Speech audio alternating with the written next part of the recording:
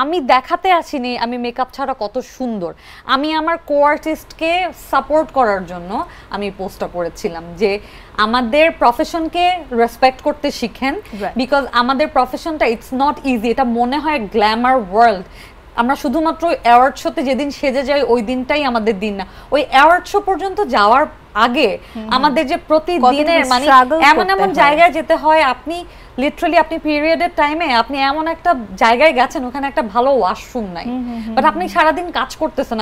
মানে এরকম অনেক হয়েছে যে আমি মানে ইউরিন হয় না যে আমি আমার ইয়ে করে রাখতে হয়েছে বিকজ ভালো ওয়াশরুম নেই।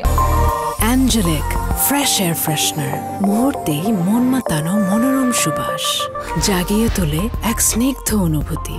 অ্যাঞ্জেলিক। অনেক দূরে যেতে হবে, আচ্ছা ঠিক আছে এই সিনটা করে তারপরে যাবো, মানে একবারে ড্রেস চেঞ্জ করতে যাব যখন তখন মানে লাইফের মানে কি বলবো হেলথ মানে ব্রেন স্কিন কোনো কিছুই আসলে আমরা সবকিছু জলাঞ্জলি দিচ্ছি। সেই জায়গা থেকে আসলে আমাদের জায়গা থেকেও আমাদেরকে ভাবতে শিখেন, বিকজ আমি দেখেছি আমার কলিগটা যখন মাত্র কাজ করতে এসেছে তখন সে দেখতে কি সুন্দর ছিল। হ্যাঁ এখন তার একটুখানি বয়সের ছাপ পড়েছে, আমারও বয়সের ছাপ পড়েছে, কিন্তু এটার মানে যদি এরকম টন্ট করে বলে ডেফিনেটলি তারা সুন্দর অবশ্যই।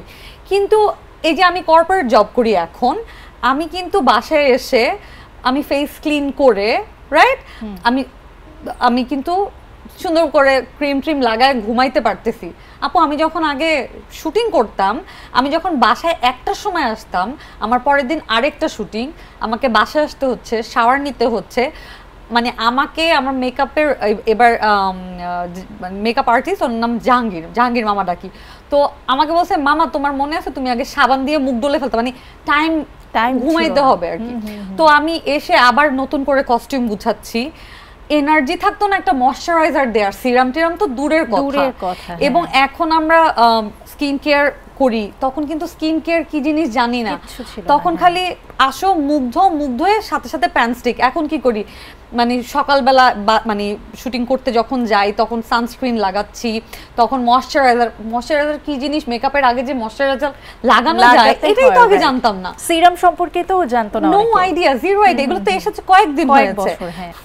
আমার প্রমিস, আমার স্টেটমেন্টটা বা আমার যে লেখাটা সেটা শুধুমাত্র ছিল আমার আরেকটা ফিমেল কলিগকে আমি ওর উপর হ্যাঁ সাপোর্ট করা, রাইট।